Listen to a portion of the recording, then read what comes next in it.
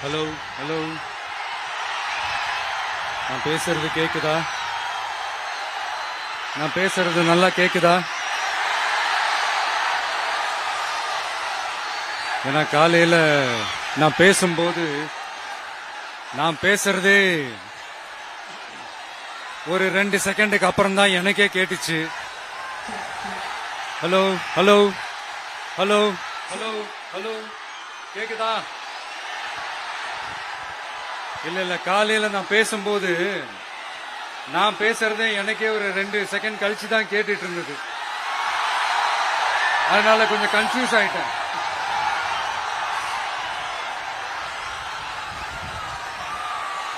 Okay, முதல்ல police டிபார்ட்மெண்ட்டுக்கு என்னுடைய மனமார்ந்த நன்றிகள்.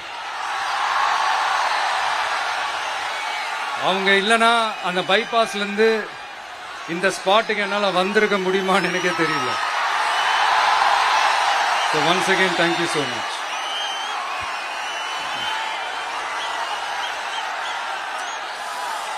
கரூர் அமராவதி ஆத்தங்கரையில் இருக்கிற ஒரு ஊரு. அது மட்டும் இல்ல, இங்க ரொம்ப முக்கியமான டெக்ஸ்டைல் மார்க்கெட், ரொம்ப ஃபேமஸ், எல்லாருக்குமே தெரிஞ்ச ஒரு விஷயம் தான். அந்த மாதிரி கரூரை பத்தி பெருமையா சொல்லிக்கிறதுக்கு நிறைய விஷயங்கள் இருக்கு. அதுல எந்த மாற்று கருத்துமே கிடையாது. ஆனா இப்ப ரீசன்ட் டைம்ல பாத்தீங்கன்னா இந்தியாவிலேயே கரூர் அப்படின்னு சொன்னாலே ஒரே ஒரு பேர் தான் ரொம்ப ஃபேமஸா ஜொலிக்குது. அதுக்கு யார் காரணம்?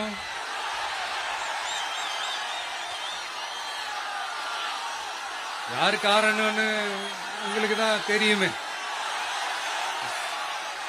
சரி, அதை பத்தி கொஞ்சம் அப்புறமா பேசுவோம். இப்ப நம்ம கரூர் மாவட்டத்தில் இந்த வாக்குறுதிகள்லாம் கொடுத்தாங்கல்ல, அது செய்வோம் இது செய்வோம் எல்லாம் சொன்னாங்கல்ல, அது ஒரு சின்ன லிஸ்ட் தான். அதை ஃபர்ஸ்ட் பார்த்துடலாம்.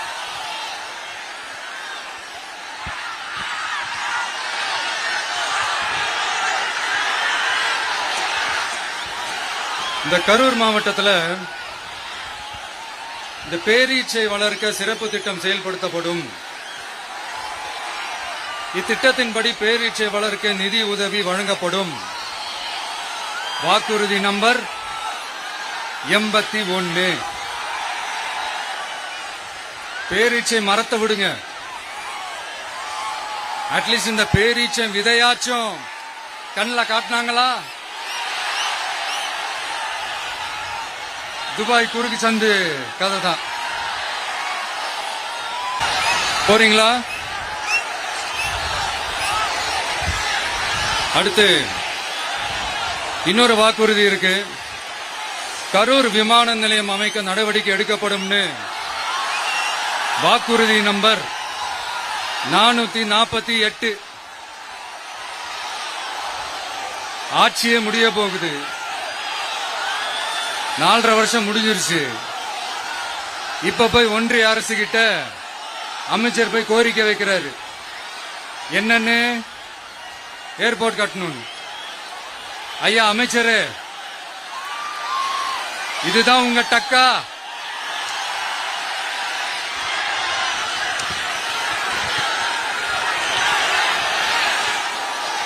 கரூர்ல விமான நிலையம் வந்தா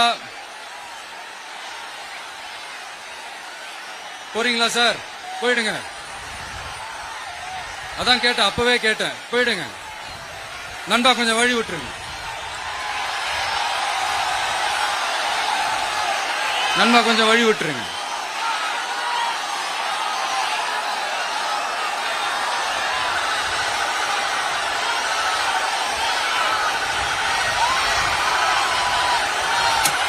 கொஞ்சம் வழி விட்டுருங்க. போயிட்டு போயிடுங்க.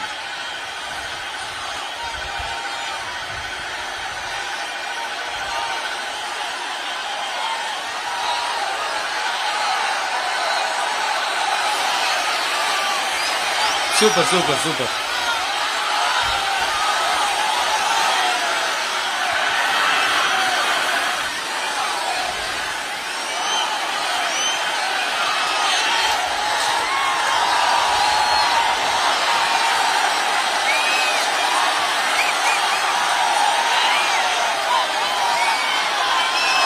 என்னப்பா ஆம்புலன்ஸ்ல நம்ம கொடி இருக்குது?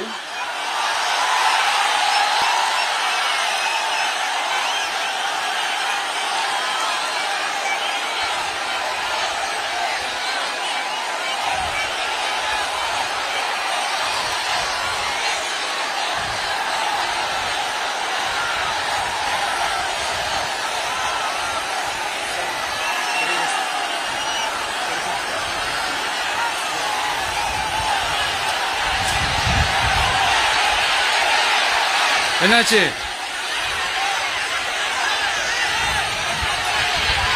தண்ணி கொடுங்க, தண்ணி பாட்டில் கொடு, தண்ணி பாட்டில்.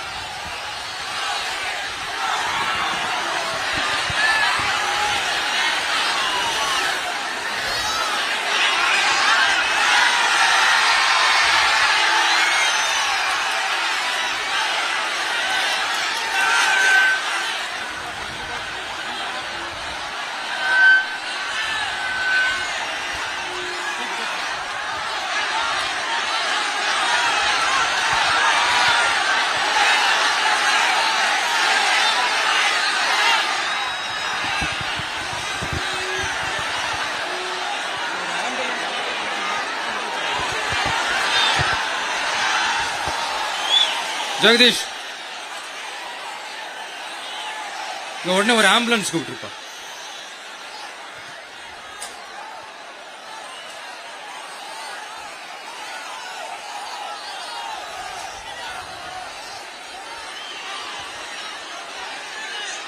என்ன சொல்றான்?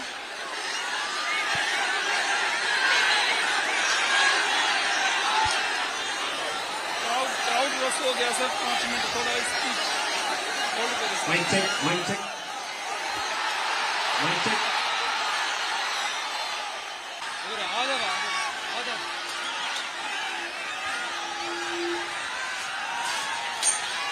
कंटिन्यू பேசலாமா?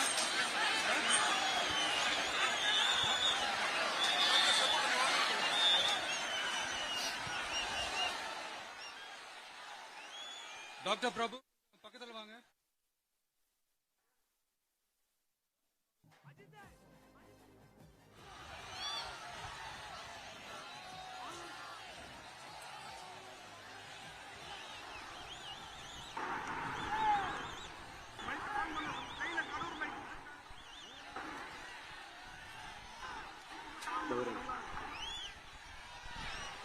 மைக் ஆன் பண்ணுங்க.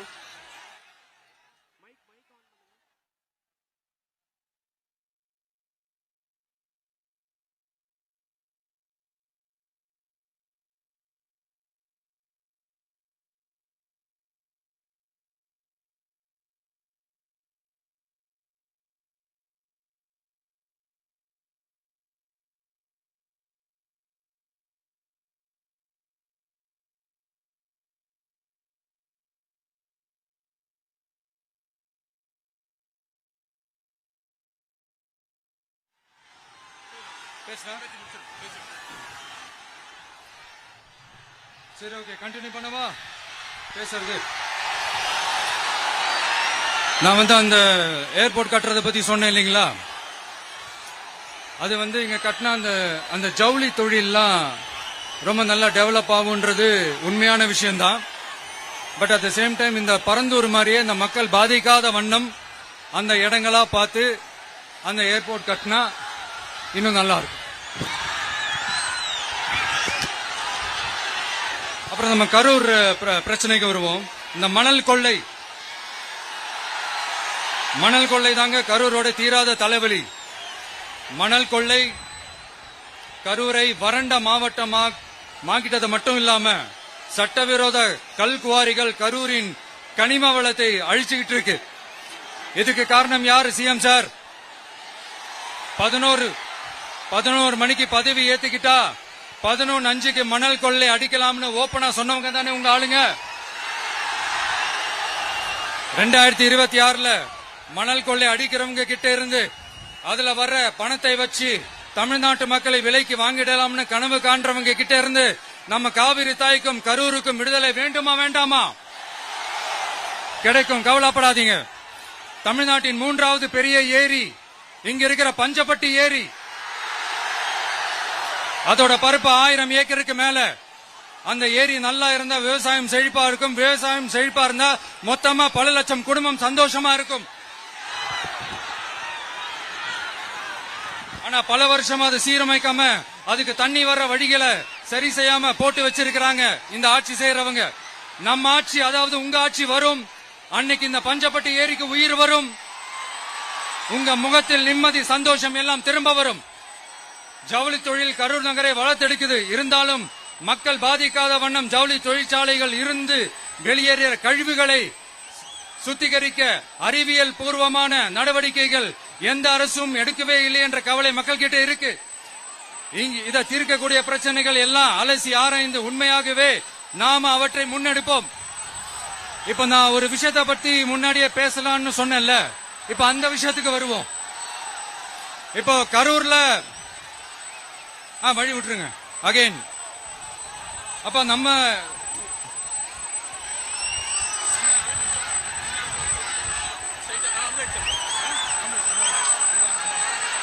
This is ambulance.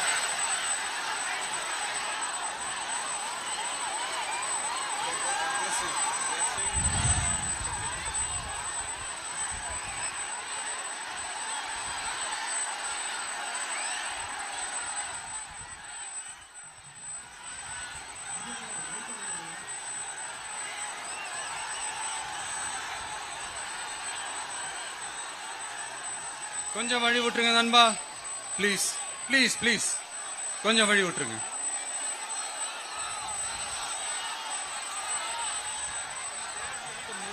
Ask them to move, give the passage to ambulance. Here there is a lot of people down. They have to take them to ambulance. கொஞ்சம் அந்த வழி விட்டீங்கன்னா அந்த ஆம்புலன்ஸுக்கு அவங்களுக்கு கூட்டிட்டு போகணும். அந்த வழி விட்டுருங்க அப்படியே.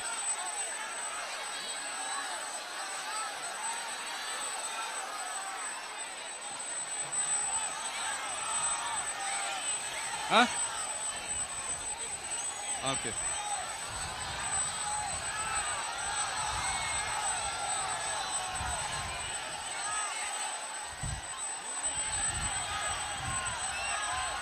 பேசலாமா? கண்டினியூ பண்ணலாமா?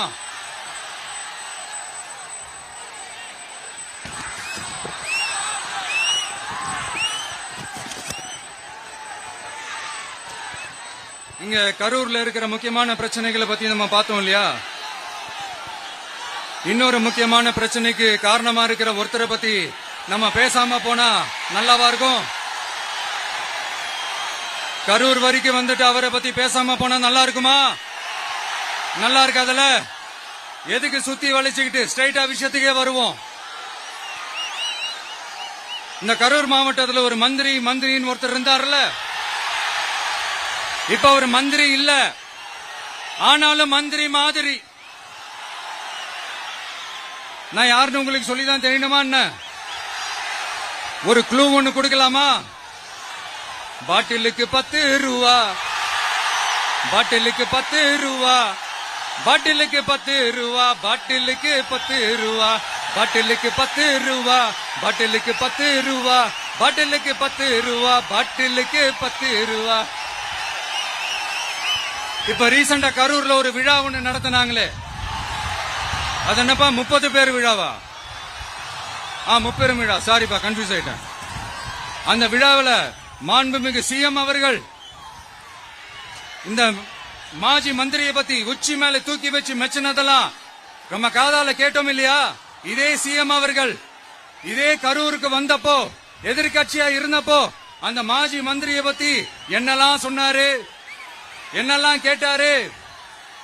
ஐயா ஃபேக்ட் செக் நண்பர்களே, இதெல்லாம் நீங்க பெருசா ரிசர்ச் பண்ணணும்னு அவசியமே இல்ல. யூடியூப் ஓபன் பண்ணி பாருங்க, தெரிச்சிருவீங்க, மிரண்டுருவீங்க. இந்த திமுகவுக்கு இந்த மாஜி மந்திரி இப்ப என்னவா இருக்கிறாரு அப்படின்னு மக்கள் பேசிக்கிறாங்க தெரியுமா? இந்த திமுக குடும்பத்துக்கு ஊழல் பண்ற பணத்தை எல்லாம் 24x7 டெலிவரி பண்ற ஒரு ஏடிஎம் மெஷினா இருக்கிறாரா அப்படின்னு நான் சொல்லுங்க, ஊருக்குள்ள பேசிக்கிறாங்க. சரி, இங்க okay.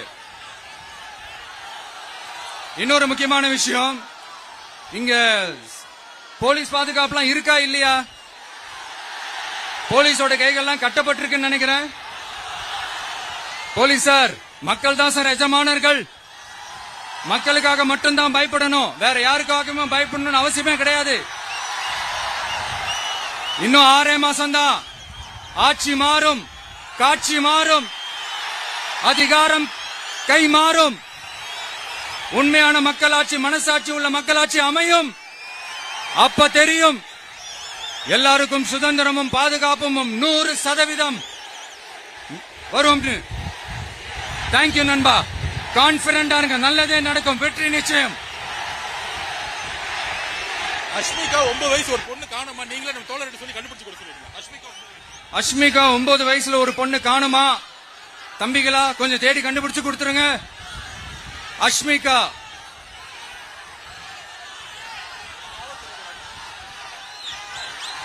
Police sir, please sir, please help sir, please. Thank you நண்பா, thank you. See you all, thank you. கான்பிடண்டா இருங்க, நல்லதே நடக்கும், வெற்றி நிச்சயம். மீண்டும் சந்திக்கும் வரை நன்றி, வணக்கம்.